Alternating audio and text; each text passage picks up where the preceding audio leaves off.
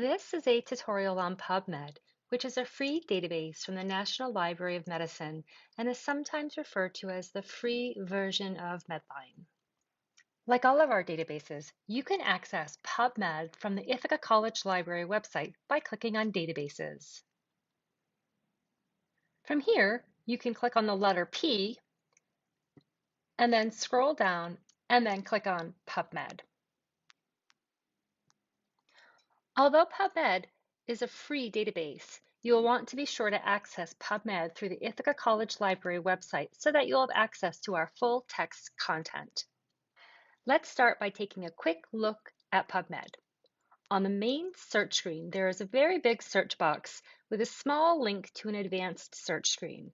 Personally, I like using the advanced search screen, and in a moment I'll show you why. But first, let's scroll down a little so I can draw your attention to a couple of things. Under Find, there's access to the clinical query search, which is great when you don't have a lot of time and you're looking for clinical evidence-based information. Under Explore, you'll find the MESH database or the medical subject heading database, which can be used when you're doing advanced searches. But when you're just starting out and trying to find information on a particular topic, I recommend using the advanced search screen as there are filters that will help you find information that's highly relevant to your topic. Let's say that you're interested in finding information about children with hearing loss and the effect of cochlear implants on their speech or language development. To begin, let's type in cochlear implants into the search box.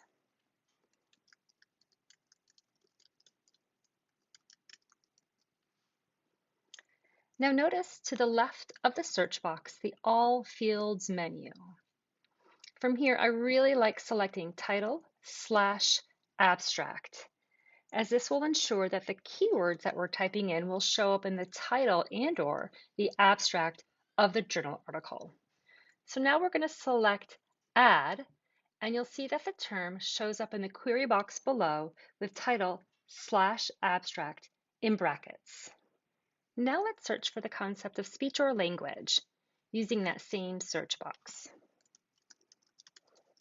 So I can type out speech or language, and if there are other terms, you can add them in. So perhaps I'll add in or communication.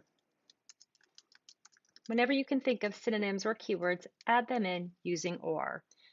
And you'll notice that title/abstract is already selected, and that's great because I want to keep this filter on my keywords. So now I'm going to select and. So from here, I can click search, and you'll notice that we have over 3,000 results, but that's okay because we're still going to add some limits, including our population of children. So let's take a look at the left side of the screen where there are lots of filters. For example, I can use this slider here and change the number of years to the last, let's say the last 5 years. And so that'll change our results.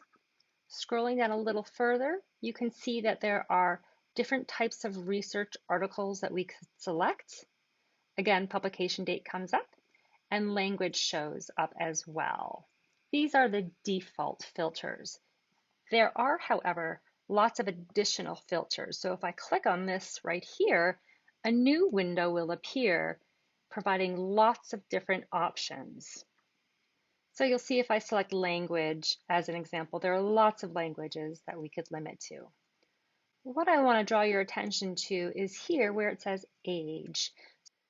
So with age, you can see that there are lots of categories. Some are broad and some are smaller. I'm interested in finding information about children. I didn't specify the age.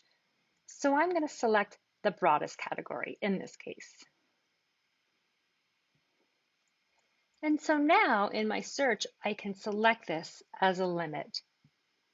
And this again will change my results. So I still have almost 500 articles, which is far too many to go through. So I would recommend selecting something like a systematic review, a meta-analysis, or an RCT, since those are the highest levels of evidence. I really like systematic reviews since they're easy to read and they will provide me with access to other articles. And when I select systematic review, you can see that there are 10 possible articles, and that's manageable. I can quickly look at 10 records and hopefully find one or two that are relevant. Now, to take a closer look at the results, I just want to highlight a couple of things. Over here under Display Options, we can change the format to show, for example, the abstract. With the abstract display, you'll get more information, including, of course, the abstract, and then you'll also see if it's been cited by other articles.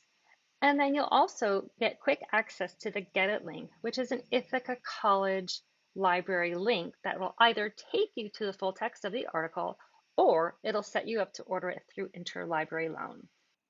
So there are just a couple of other things I'd like to draw your attention to. So just below the Get It link, there's a cite link. If I click on this, it'll format this particular article in different citation styles, which you can toggle through to change and then copy and paste.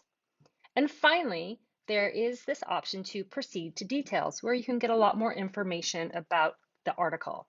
But what's really helpful about this is if I scroll down past the abstract, there might be links to similar articles. And this actually works really well, especially if you're having trouble finding more articles. And of course, there's also the cited by. And again, this can be really helpful because it can connect you with studies that have cited the article that you're looking at. And finally, you can get some information about the article itself in terms of whether it was funded for research, the type of article that it is, and these are the mesh terms that are used to describe what the article is about. If you have any questions with PubMed or any research questions that you have, be sure to chat us, send us an email, or make an appointment.